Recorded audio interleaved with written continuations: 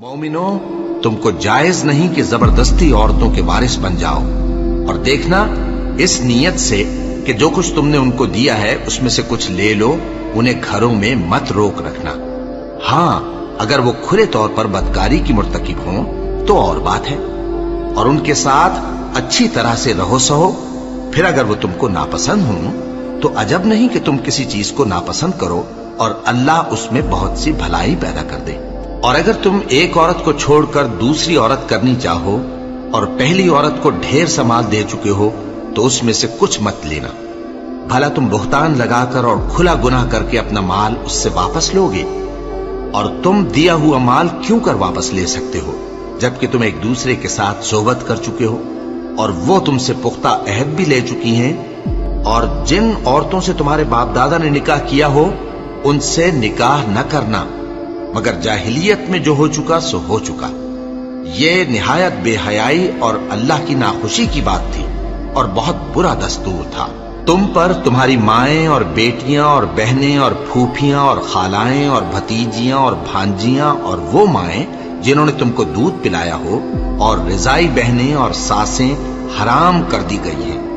और जिन औरतों से तुम खलवत कर चुके हो उनकी लड़कियां जिन्हें तुम परवरिश करते हो वो भी तुम पर हराम है। हाँ, अगर उनके साथ तुमने खलवत न की हो तो उनकी लड़कियों के साथ निकाह कर लेने में तुम पर कुछ गुनाह नहीं। और तुम्हारे सुलभी बेटों की औरतें भी और दो बहनों का इकट्ठा करना भी हराम है, मगर जो हो चुका सो हो चुका। बेशक अल्लाह बख्शने वाला है, बड़ा मेहरबान है। और शौहर वाली औरतें भी तुम पर हराम हैं, मगर वो जो कैद होकर बांदियों के तौर पर तुम्हारे कब्जे में आ जाएं।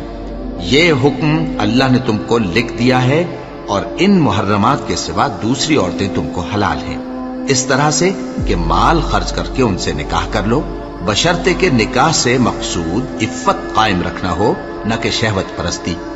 तो जिन औरतों से तुम लुत्फ अंदोज हुए उनका मेहर जो मुकर्रर किया हो अदा कर दो। और अगर मुकर्रर करने के बाद आपस की रजामंदी से मेहर में कमी बेशी कर लो तो तुम पर कुछ गुनाह नहीं।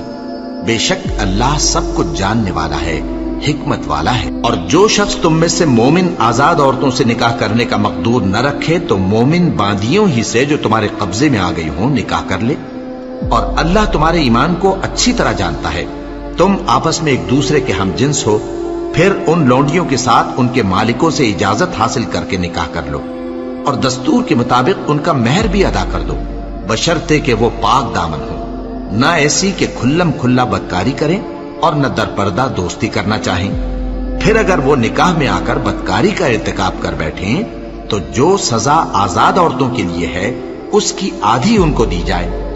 ये बांधी के साथ निकाह करने की इजाजत उस शख्स को है जिसे गुनाह कर बैठने का अंदेशा हो। और ये बात कि सब्र करो तुम्हारे लिए बेहतर है, और अल्लाह बख्शने वाला है, मेहरबान है।